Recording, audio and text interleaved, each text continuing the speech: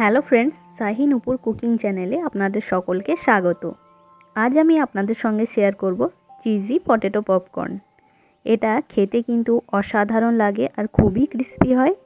আশা করি ভিডিওটা আপনাদের খুব ভালো লাগবে। চলুন তাহলে শুরু করা যাক।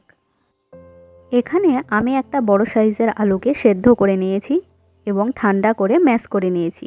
এবার এর মধ্যে দিয়ে দিলাম স্বাদমতো লবণ, দিয়ে দিচ্ছি গরম মশলার গুঁড়ো আর দিয়ে দিচ্ছি চিলি ফ্লেক্স। বাইন্ডিংয়ের জন্য আমি এখানে 2 চামচ ব্রেড ক্রাম্বস দিয়ে দিলাম। এবার খুব ভালো করে মিক্স করে নেব। দেখুন হাতের সাহায্যে আমি খুব ভালো করে মিক্স করে নিয়েছি। এখানে আমি 1 চামচ ময়দা জল দিয়ে ঘুলে নিয়েছি, একটা ব্যাটার তৈরি করে নিয়েছি। আর এখানেও নিয়েছি আমি ময়দা আর নিয়েছি কর্নফ্লেক্স। 3টে চিজ স্লাইস নিয়ে নিয়েছি, হাতে একটু তেল লাগিয়ে নিয়েছি। এবার অল্প আলুর মিশ্রণটা নিয়ে এরকমভাবে আমি শেপ দিয়ে নেব, পপকর্নের শেপ দিয়ে নেব। মিডিলে আমি চিজ স্লাইস এরকম ছোট ছোট টুকরো করে নিয়েছি, এটাই আমি মিডিলে দিয়ে দিলাম। এবার এইভাবে মুড়ে নিচ্ছি। এবার পপকর্নের শেপ দিয়ে দিচ্ছি।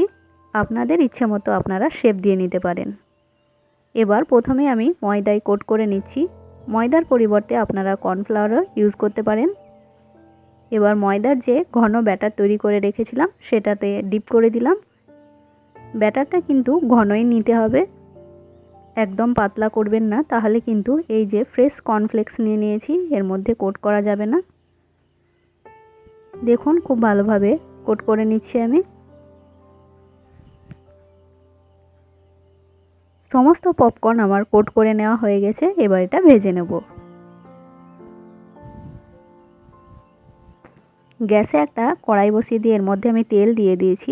তেল খুব ভালো মতো গরম হয়ে গেছে। এবার এর মধ্যে আমি পপকর্নগুলো দিয়ে দিলাম। এরপর গোল্ডেন ব্রাউন করে খুব ভালো করে ভেজে নেব।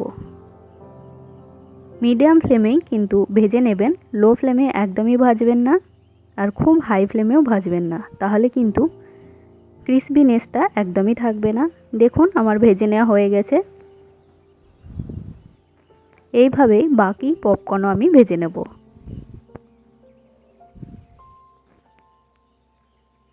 দেখুন ভেজে নেওয়া হয়ে গেছে, এটাও সমস্ত পপকর্ন আমার ভেজে নেওয়া হয়ে গেছে।